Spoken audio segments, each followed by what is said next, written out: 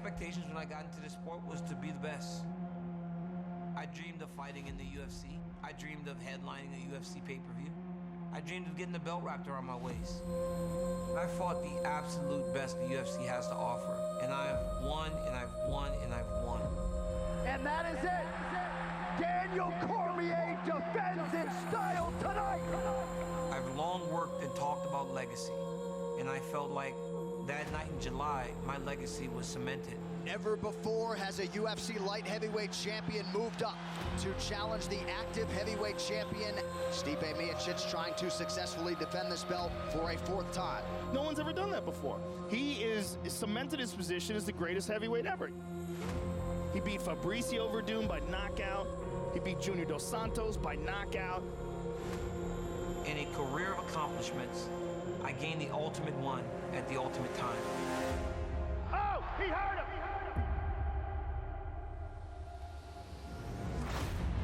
It's out.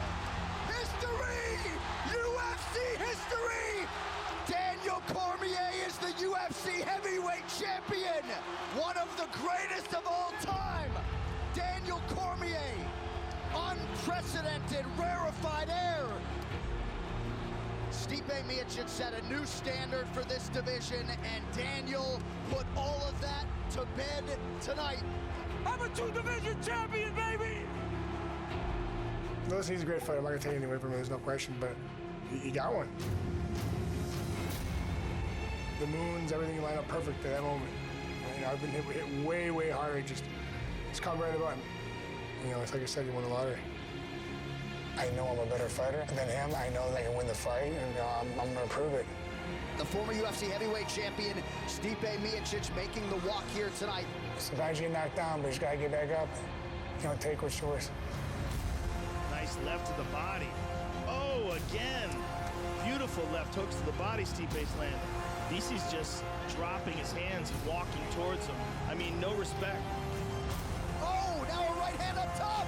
Oh, DC in a world of trouble. He is down. Stipe exacts his revenge. Miocic is getting the belt back.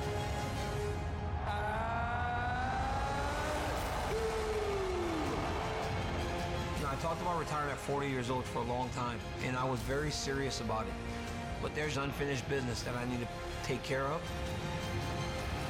This is the last time I'm in the fight. I get an opportunity to go out on top. He's the greatest UFC heavyweight of all time, and we're 1-1. This fight, it determines the greatest heavyweight the UFC's ever had. This fight's for legacy. This fight's for everything. I have to win this fight. I don't care. You know, I'm going to retire him, man. It's going to suck, you know, retire the rest of your life, knowing you lost to me again. I go out there, I'm just going to do what I do. I'm knocking him out. I can beat that ass, get the ball wrapped around my waist, and walk out. Game over. You hear and new again.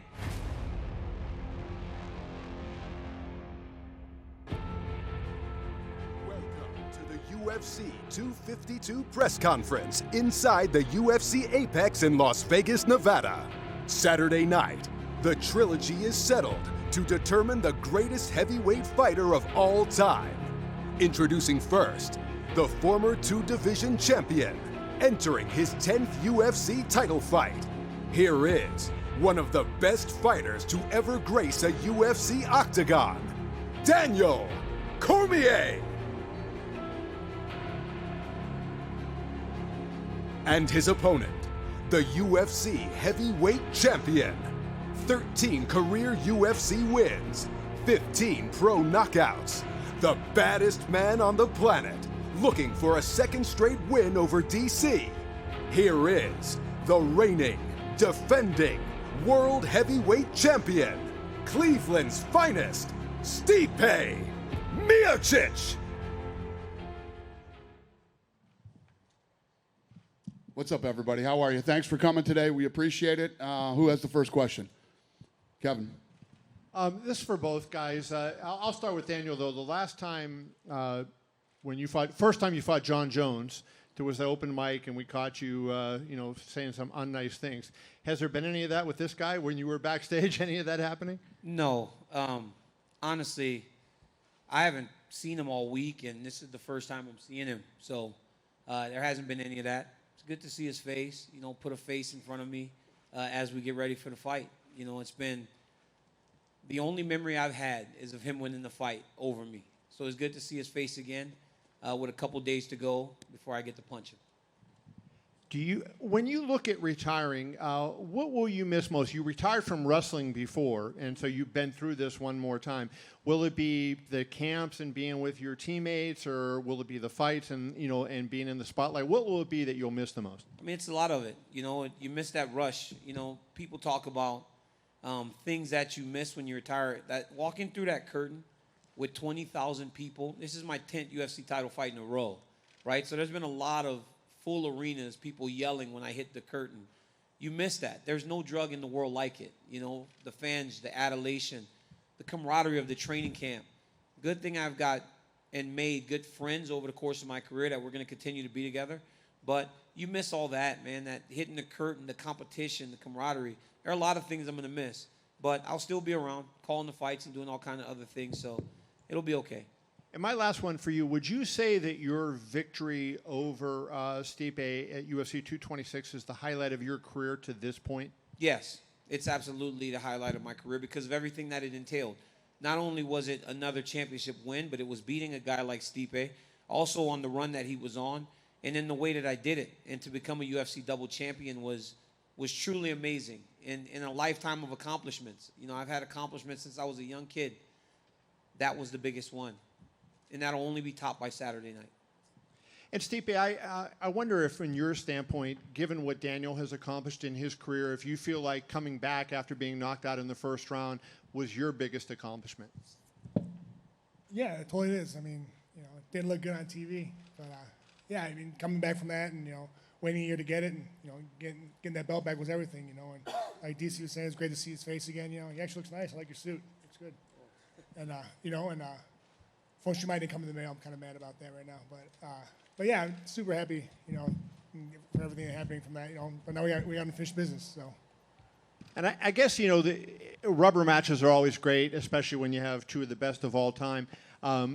But is it a little bit difficult knowing he's going away because, you know, you know, he's getting a lot of attention because he's retiring? Is that bug you, or are you just happy to let him kind of get all and do all the interviews and do all that thing? Good. He can take it all, man. It's all good. I don't mind it. Listen, good for him, and I'm just gonna hang out in the back. Who's got the next question? Stipe, you attributed a lot of Daniel's success in the last fight to your slow start. How do you stop that from happening again? Don't let it happen again. I mean, yeah, I just you know, he's got a great pace, and you know, he's a great fighter, and you know, I let him dictate what's the beginning of the fight, which I can't let that happen. I got to do what I do, and you know, I plan on not letting that happen again. You've been thinking about this guy for almost like 3 years at this point. What's it like to finally know that you're nearing the end of that? Thank God we're done with this. You know, I mean, it's been great, it's been fun, a lot going on. You know, rubber match, what everyone wants, a trilogy. You know, but when it's all said and done, it's gonna be over. When you guys started this, you were amicable. You even spoke about making sure you made the most money before your first fight. Has it become a personal rivalry, or is it just competitive? Well, I think it's always personal in whoever you fight because, you know, they're trying to do something. They're trying to beat you. You know, they're trying to, you know, take something away from you. And I mean, I got no ill will towards the man, you know, and he's gonna have, you know, go to retirement. You know, God bless him, and wish nothing but the best for him. And for Daniel, you made a big point last time of how the back pain sort of affected your training. I was wondering, how's it been different this time round? You know, when we fought in July, I fought in November, I think, against Derek Lewis. And I fought Derek Lewis because I was having issues with my back, and I wasn't going to fight this guy on 3 weeks' notice. It wasn't happening. So I fought Derek Lewis, and then I hurt my back, ended up having back surgery in December. Well, when the fight was asked if I was going to fight him again, this was May, right? So I'm 6 months out of back surgery trying to get into a professional fight camp. And so I made a lot of concessions. When things got tight, I stopped. When I felt like I was going to hurt myself, I stopped. And I believe that it showed in the fight. You know, I'm not a guy that generally fatigues as I did. Granted, it was a high-paced fight, and he landed some good shots. But I got tired. And this time I've been able to train effectively. because I was okay with knowing if I got hurt, I just wouldn't fight. And when you can accept that, you can do everything you need to do. If you could put a percentage on it, how much better are you this time round? I mean, honestly, and it's hard, right, when you ask that question, because it almost puts me in a position where I take something away from what Stipe did. He won the fight, he took the damage, and he did what he had to do. But I feel much better. I feel much better today than I did last year. I mean, from the simplest things, right, like from jumping outside and running across the levee in Gilroy. Those are things that I couldn't do. Lifting weights, those are things that I couldn't do before the last camp because it just affected me physically too much. But I wanted to fight, and honestly, part of the reason was because I understood that the dude did deserve a rematch after doing all that he has done. But in hindsight, I probably would have waited a little bit. Last one from me. If you win on Saturday and walk away as the world heavyweight champion, is that the greatest exit we've seen in mixed martial arts to date? In mixed martial arts, yes. But then I think it puts you right alongside the greatest sports athletes of all time. Michael Jordan won with the Bulls when they beat the Jazz. Unfortunately, he came back. I won't come back. Peyton Manning won a Super Bowl in his last season. It would put me in that type of sphere with some of the greatest athletes that have ever competed across any sport. So when I win on Saturday, I will retire in that way. Hey guys, Jim Greasehaber, cage side seat. DC, just to follow up on that, with all due respect, how important is it for you to go out on top from the standpoint of not only getting the belt back, you talked about fighting your fight, but as you get set to retire, DC all-time great light heavyweight, but John Jones, DC all-time great heavyweight, but Stipe. How much is it to avoid that sting of having that twice with this that fight? would be it. I'm a guy with a big ego, and that would suck. I mean, I got to be honest, you know, to think that there would be two guys in my career that were just better than me, and I had multiple chances to beat them, and I didn't get it done. Yeah, it would suck. But, you know, Dana didn't just go, hey, DC, I love you, you're a great guy, fight for all these championships. I earned these opportunities, right? So all these tough guys that I fight, again, 10 title fights in a row, that's all earned. It's not because they like me. You know, these guys aren't my friends to the point that they just give me championship fights. I train, I fight, and I win. That's why I continue to find myself in these positions. But all this pressure is earned. The pressure of fighting a guy like Stipe Miocic, the pressure of fighting a guy like John Jones twice. When Jones beat me and he got in trouble, I beat everybody else until he got back. And then I beat everybody else again until I fought Stipe. So all this shit's earned, man. This isn't given. And I think people need to recognize and realize that. And how important is it for you to be such a role model in your community, to be a high school coach, to have your own kids looking at you, to be over 40 years old and still at this level, and to be able to have the chance to ride off into the sunset with that belt and bring it back to Gilroy? It's massive, you know, because when I was growing up, I didn't have that many people to look up to in that way. So when you can touch someone like me in the community, it means a lot. You know, I love giving back. I love doing the things that are going to make an impact on people. So, yeah, it's very important to me. Stipe, for you, champ, good to see you. You're 1-1, obviously, against Daniel. You have the belt. How important is that, too? Obviously, it's why you're there, to get that second win over him and just prove beyond a shadow of a doubt that you're the greatest, right? Would you just expand on that for us? Yeah, of course. I mean, listen, we're both competitors. We don't want to lose. I mean, I like winning. You know, like I said, I train my butt off to be where I'm at.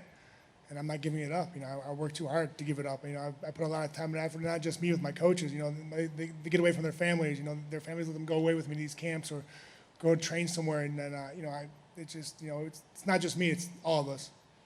And we talk a lot about the UFC being at the forefront in the sports world, but you were really out on the front lines with COVID in Ohio, being a firefighter and doing your job there. And you said, hey, I'll fight later. This is my job now. Can you reflect on that experience a little bit and how it gave you maybe more perspective as you head into another big fight? Yeah, I mean, it's crazy what's going on right now. We got a pandemic, but, you know, the UFC, they're doing everything they can. We're doing an amazing job. And, you know, being on the front line, and, you know, you see a lot of it, we were, you know, head to toe covered and stuff just so we don't, you know, get it ourselves or spread it. And, you know, and listen, I wouldn't mind fighting, but the problem was the whole state of Ohio was shut down. I don't think people really understand that. Like, we, like, legit were shut down. So we really couldn't do anything. And, yeah, it was crazy, but just, you know, perspective. I just was scared to go home and, you know, give it to my daughter or my wife. You know, that was the only scary thing about the whole situation. You know, because I knew what I was doing. I knew I was putting my life, you know, in the line. You know, helping people out, which is fine. That's what I signed up for. But at the same time, I was scared to going home and, you know, there's always precaution. I get home, straight to the laundry room, through the clothes in the wash, hop in the shower, best that I could. So far, we've been lucky, knock on wood. Last one from me for Dana. Obviously, you've been in that position for a ton of big fights. It's always bigger when it's the heavyweights, right? But you've talked about the winner of this one being the greatest of all time. Where does this fight rank in terms of the biggest fights that you've had in your career with the UFC? Yeah, it's massive, and obviously the trilogy. I look at this fight like, everybody that I've been talking to. I've been doing media all week. I just got off an hour and 15-minute call with Rogan, who's losing his mind. Me and Rogan geek out before these fights all the time, and this one is one of those. I'd have to call this the best trilogy, especially because of the first two fights. First two fights. You don't see heavyweights go at it the way that these two have in the first two fights, and the result.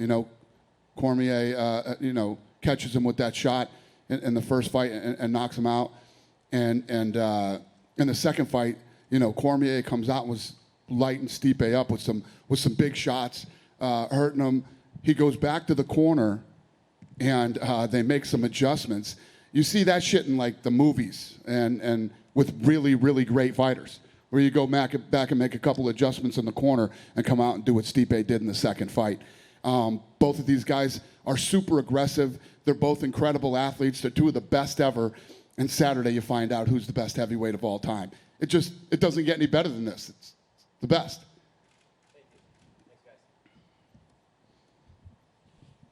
Question for both of you. I'll have DC answer it first, but just piggybacking off of what Dana just said about how big of a trilogy fight this is.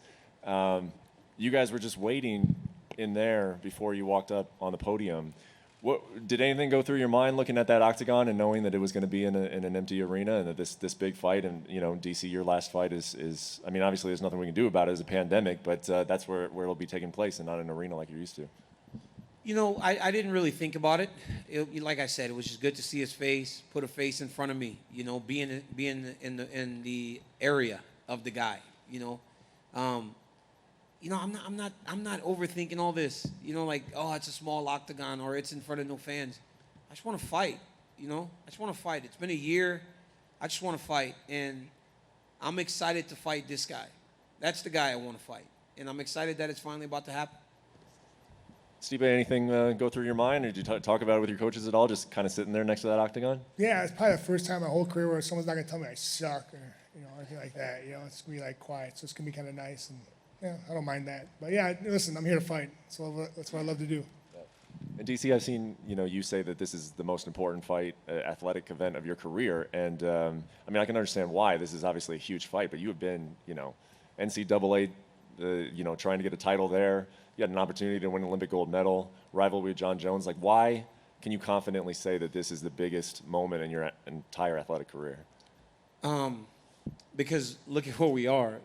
This thing is going to be viewed by millions of people. When I was wrestling, granted, we did this our whole lives, but not many people are checking in on the wrestling world whenever you're trying to do that. The Olympic Games, it felt good to represent our country. It was a lifetime accomplishment to be out there with USA across my back.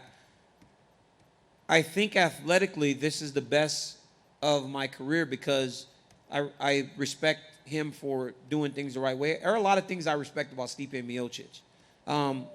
My greatest rivalry in the history of the sport will be John Jones. It's too big, right? I will never be able to escape what we had, right? We made so much money. We sold so many pay-per-views. We did so many things. It's fine. But I respect him, and I respect what he does athletically. And that's why this is the biggest fight. And it's for the heavyweight championship of the world. I know 205 has been the UFC glamour division. No, it's the heavyweights. It's the baddest man on the planet. And this guy beat me last time, right? And that motivates you to do something special afterwards. I know you said this is your last fight, but how long do you think you could do this? If you were in a position where the UFC was just defend the title once every year, how long could you do it? That's why it's crazy, right? Because before, these guys used to call me, and this is partly why, people say I have a great relationship with the UFC. They call me 6 weeks. Would you fight Dan Henderson? Okay, I'll fight Dan Henderson. But I'm 35 at the time, right? I'm 36 years old. Hey, you want to fight this guy? Oh, Patrick Cummins is coming last week. He worked at Starbucks. You were going to fight Rashad Evans. Are you good to stay? Yeah, sure, I'll stay. I'll fight him, whatever. DC, John Jones, you're going to fight Anderson Silva in 2 days. Okay, sure, I'll fight him, right? That's why the relationship was built. But when they would call me 5 weeks, and I'm 243 pounds and I can get to 205, that doesn't happen anymore. I need 13, 14 weeks. And the way I felt during this training camp, I understand that you just can't extend it and extend it and extend it. And today, right, and on Saturday, I'm the best in the world. But what if I'm not after Saturday? Great champions always have one good night, and then they tempt fate. I'm not willing to do that. And then one for Stipe. You've done very well in rematches. You know, you've had an opportunity to avenge 2 losses, and you won by knockout in both cases. Do you think that you have like an advantage? You're in your team? Do you think you have an advantage when there's a familiarity there with you and your opponent? Yeah, I think so. I think there's a lot of things we did wrong in the last 2 fights. We just go off of that, watch the film, see what we did wrong, and how to make us work on our weaknesses, and just like his camp did, work on the weaknesses I have, and work on his weaknesses to make them better. So, listen, it's gonna be a hell of a fight Saturday. I'll tell you that right now. It's gonna be awesome. Stipe, I feel like there's some rumors going around that this isn't just DC's last fight, but that you might feel like going out on top if you get the victory. Can you put that to bed? How much you continue to keep fighting? I think about retirement after every fight. Since my first fight, UFC 136, I think about retirement. Do you think about it anymore lately? No, it's the same old, I love what I do. Like, the minute I'm not having fun and it acts like a job, I'm out. But right now, I'm good. I'm happy. I had a great camp, best of my ability, especially being quarantined and with this pandemic going on. But honestly, I feel great, and, we'll see how long I go. I don't know about 40, but God bless DC, but I don't know about that. But, a little bit longer. After Saturday night, you're obviously going to be right up there. You know that there are guys coming, Ngannou, Curtis Blades. Are you excited to take on this new wave of contenders, or is it more just, when it's time to clock in for work again, I will? Yeah, exactly. My focus is on Saturday. That's all I care about. There's a lot of good guys coming up. It's great to see the division getting stronger, but right now Saturday is my main objective.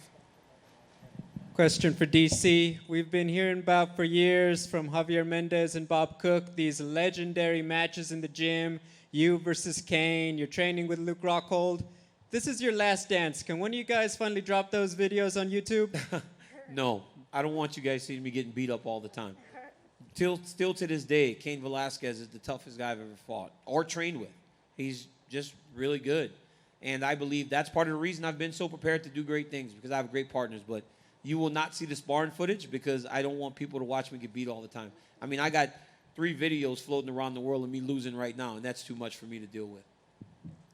Finally, when you came in at AKA, obviously they had the old guard with Josh Koscheck, Fitch, and Swick. Then it was the new guys, you, Kane, Rockhold winning belts. What does it mean to you to have, just continued that legacy at AKA? And now, obviously, it's going to still keep going with Khabib. Oh, it's great. It's great. There have been a lot of camps that have been around for a really long time. And Koscheck, Fitch, they all fought for titles. But then Kane, myself, Luke, and Khabib now, we all took the next step. So seeing it so close allows people to realize, the athletes in our gym, that it's possible. We always talk about we were the kings of the American Kickboxing Academy. We all got to the top of the world. We all wore UFC championships. What gym can say that guys went in there with no skill outside of maybe wrestling and became champions? His gym, but it's only Stipe, right? Not people that moved in. Khabib's the closest one to moving in, and he might have had 1 UFC fight when he got here. And he's the most dominant champion in the world now. So, yeah, we're very proud of our team, and, we're extremely proud of Khabib. Final one for me, for Dana. You've had some pretty epic heavyweight title fights over the years. Brock Lesnar and Kane was a big deal. Kane versus JDS, the trilogy. What makes Stipe versus DC different? Well, obviously the trilogy. The trilogy, the fact that they're 2 of the greatest heavyweights ever, and Saturday will determine who is the greatest heavyweight of all time. It's intriguing, it's exciting. The heavyweight, when you have a heavyweight champion and an adversary like these 2 have, it's what everybody hopes for in the heavyweight division. Plus, when you have 2 guys like this, you don't have one of those lazy, boring, sloppy heavyweight fights. These guys are in great. Look at how lean Stipe looks for this fight, and look at the shape he's in right now. And they're talking about their ages. When you see guys that are this age, still in professional sports and still at the top of their game and in the shape that they're both in right now. I mean, I don't have to tell anybody in this room or anybody watching what kind of a fight you can expect on Saturday night. These guys are action-packed, lots of punches, lots of, these guys try to finish. It's everything you could possibly want in a heavyweight championship fight. It's perfect. Over here, Kendrick Johnson, MMA Power Hour. This question for DC. With you being in Kane's camp for the trilogy with JDS for UFC 166, what did you learn that you can apply for this one? This is the first one of your career. Well, I was watching Kane train as the guy that won the second fight, right? And having to stay motivated to win the third fight. Because in the second fight, you understood that he found some weaknesses in Junior's game, right? So I can kind of look at things from both sides. Whereas I have the motivation of the guy that got beat, I can also try to think of what a champion feels like when he did find a weakness, when he did exploit a weakness, when he did capitalize on something. So I was able to look at it from both sides, and I took things from that camp because Kane was the guy that won. So, yeah, it was good. It was good. It really did help me. With hindsight being 2020, would you decide to stay at heavyweight if you could go back and do it, or go do what you did? No chance. I going to 205 allowed me to have the greatest rivalry maybe in the sports history, and I would not give that up. I mean, I had some great fights at 205. I got to fight Rumble twice. I got to fight Alexander Gustafsson and Dan Henderson and Anderson Silva and all these guys. I got to experience some great things at 205. I would not change it for the world. It was a great move at the time, and it's still a great move looking back. And you touched on it earlier about being a role model in Gilroy and all that good stuff, but nobody's really touched on how big a deal would it be for you to walk off with that belt as an African-American in the times we live in a sport that not too many African-Americans watch, as that guy? It's massive. And you know what's been great for me is that when I was fighting initially, like the black community was one area that we wanted to really break into in mixed martial arts. And I would walk the streets and people would say hi to me, but it wasn't as many black people as I would have liked. I fought John Jones, and more people started to pay attention. But now I feel support from the black community, black athletes, actors, more than anything that I've ever felt. People are aware of the UFC now, and I'm happy that I've been a guy that they can relate to and want to support.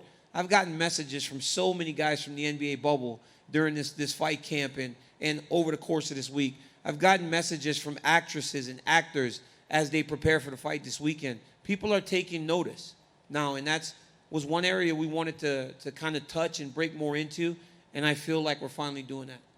Next question is for Stipe.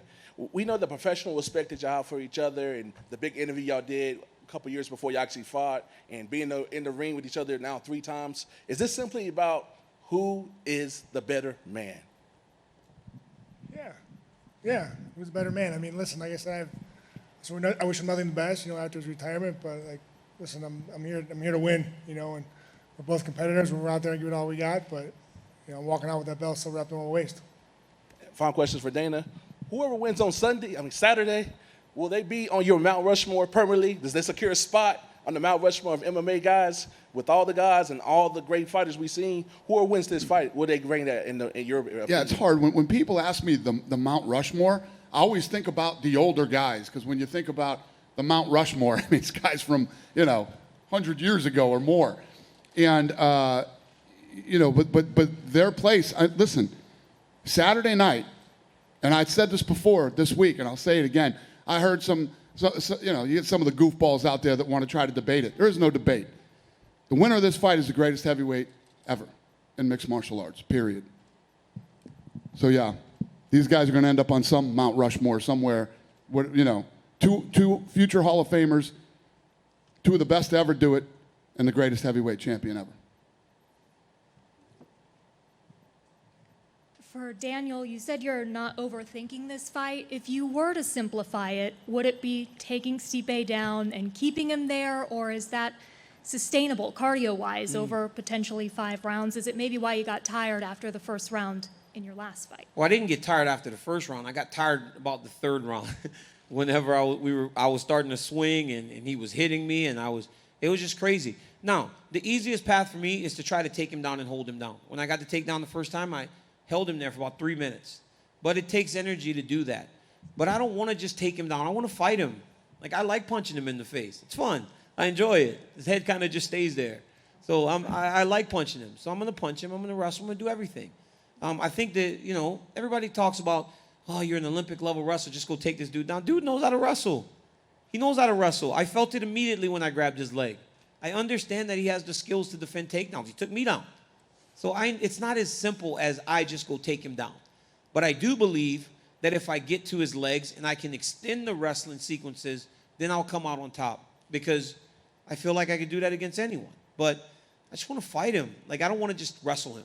I want to fight him too. And Stipe, with the success you had going to Daniel's body in the last fight, how quickly do you look to return to that, or do you anticipate he's anticipating that? I don't know. We'll see. I mean, I think one thing I'm going to do is, I guess, move my head. He said it stays in the same place, so work on that by Saturday.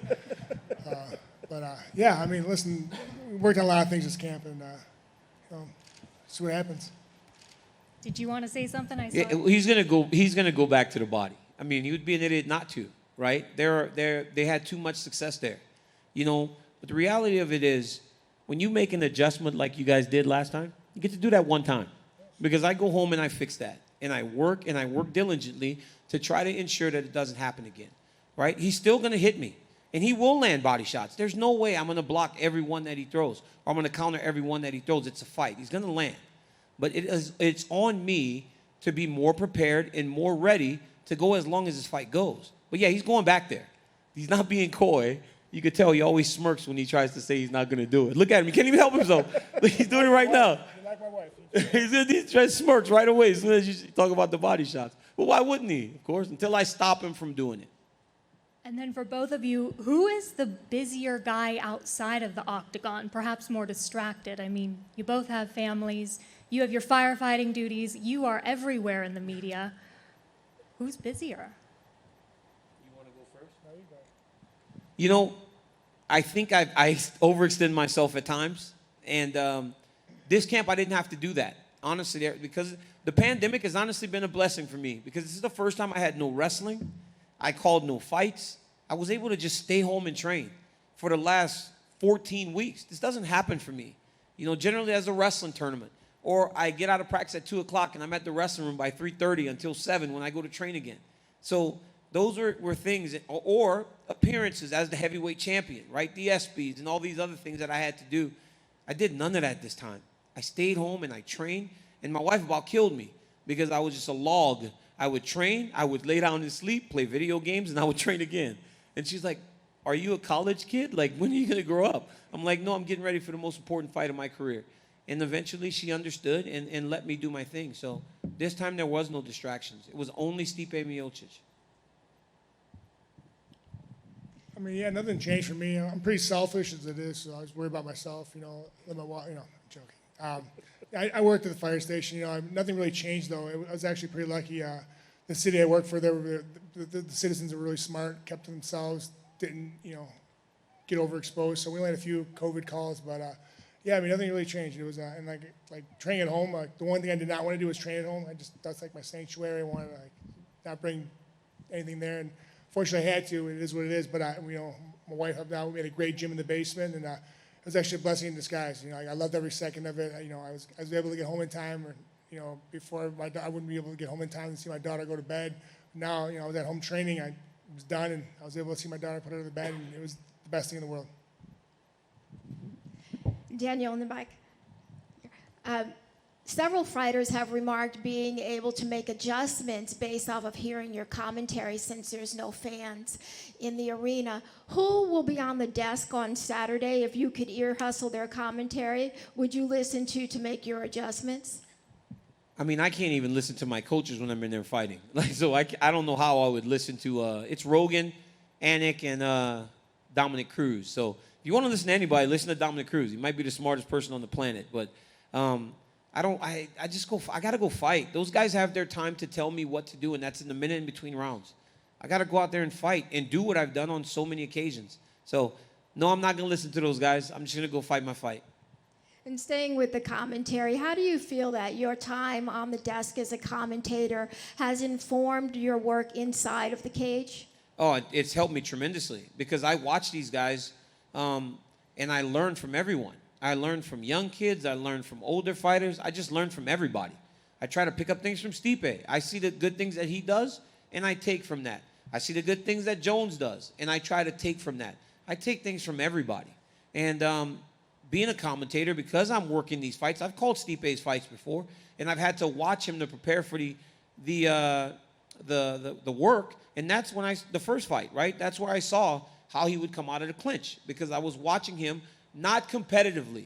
I was watching him just as a guy I was going to call his fight. So, yeah, it helps. It helps because you don't look for the weaknesses. You look for everything, and you respect the guy for their skills.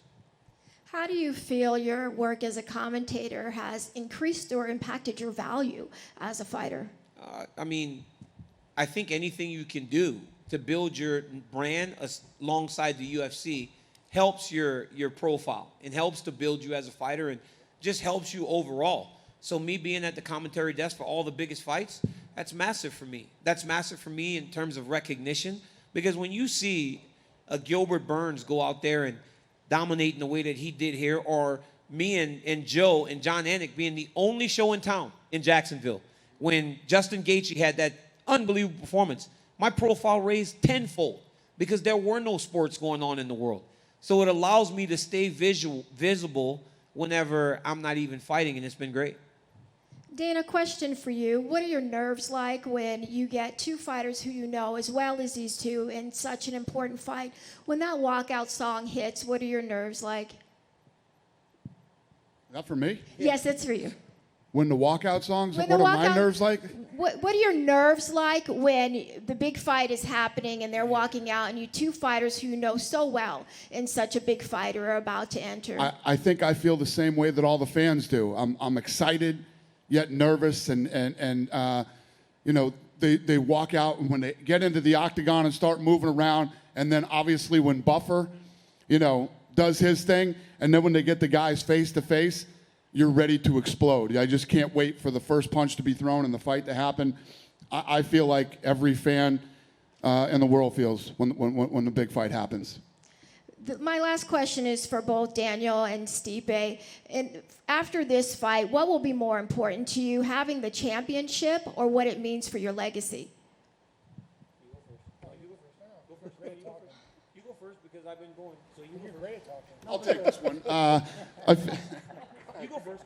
I mean, honestly, it's all about, winning the belt, it's all about the legacy. So for me, it's, just getting that W and getting that belt. That's all I care about, which I will. That's all I think about. It's been a long time since I've never held a portion of the UFC championship, and I've never touched that belt that Stipe holds over there. So for me, it's about getting the belt and beating a very, very good fighter. So it's about the belt. It is. This question's for both Stipe and DC. The heavyweight divisions had to wait a year for this trilogy, rightfully so. When you look at all the names out there, who's most deserving for the next title shot? I mean, you should probably answer that. You'll still I'm be not around. a matchmaker. There's a lot of guys. Ngannou's looking great. Blades. Yeah, I don't know. It's what the UFC wants. I fight. I'm not a matchmaker. Yeah, I think that's more for Stipe. He'll still be around, you know. So regardless of what happens Saturday, I imagine he's going to be fighting for the UFC championship against whichever of those guys. So that's kind of a question for him. I'm just going to get my belt and go into playing golf. Final question will be for Stipe because he'll be fighting. Has the fire department made you wear the championship belt while you've been cleaning toilets over this past year still? No, just that one time. Savages. Not really happy about that situation. Thank you for bringing that up. Fair enough. But yeah, they'll probably make you do it again. So it is what it is. Stipe, you were just asked about legacy, but and you kind of said the belt's more important than that. But do you think about ahead, like what you want to leave, like what you want to have people remember you by when you're done? Yeah, for sure, definitely legacy. But it's more for my daughter. If we had more kids, I wanted to show them that hard work pays off. Show them that I put my effort into something and good things happen, and get what's yours and do what you want. And I just want her to be like, hey, my dad did pretty cool things, and just know I did it for her, and just that's all I care about. And a lot of analysts have said the smaller cage is an advantage for DC. Would you disagree with that? I guess so. Everyone's been saying it, so I guess it's an advantage for him. Did that factor into your game planning or your No, I strategy train at in all? the cage like that all the time. Okay. So And for DC, the same question. I mean, do you think it is an advantage for you?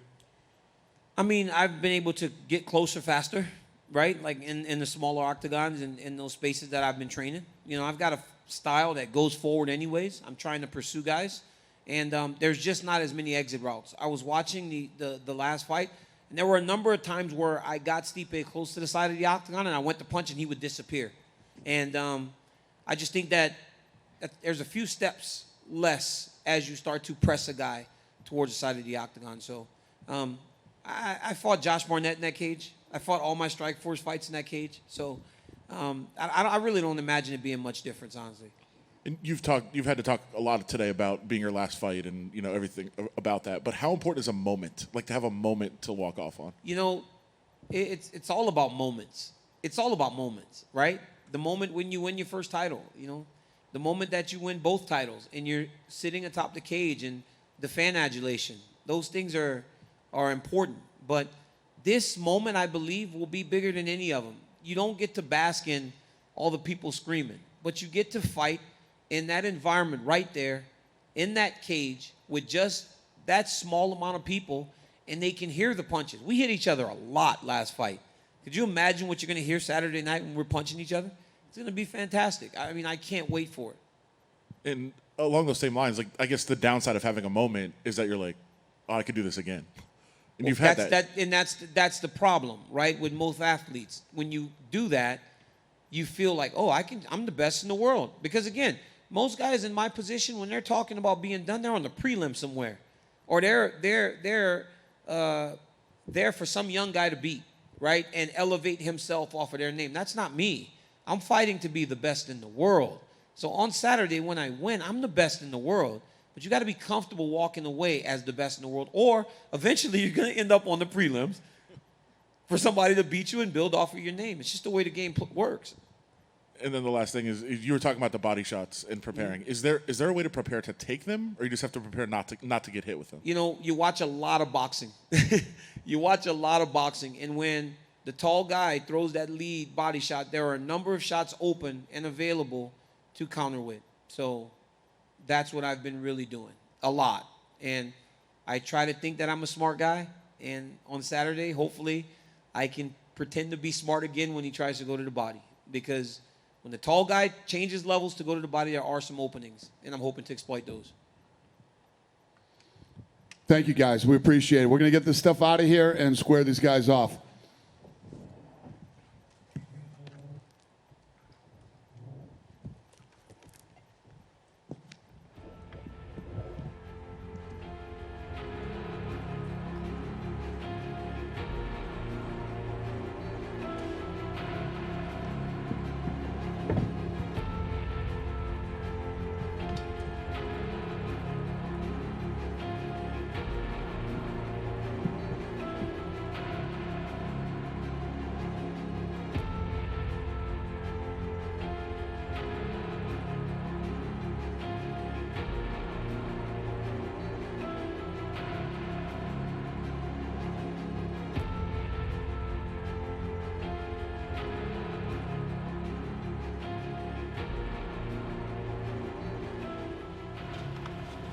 Yeah? All right, let's do it, boys.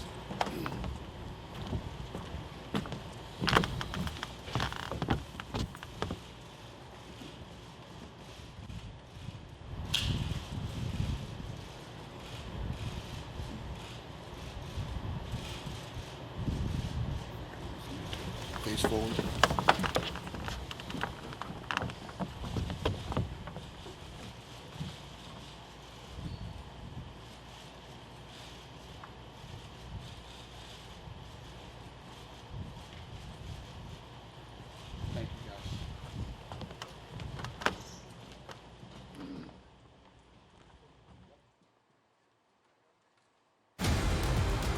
One of the greatest of all time, Daniel Cormier. This fight's for legacy. This fight's for everything. I want to be remembered as one of the greatest fighters of all time. I have to win this fight. Stipe Miocic, the most accomplished UFC heavyweight champion this octagon has ever seen. Being the UFC heavyweight champion is everything to me. I'm walking out with my belt. And still. This is the fight that settles it all.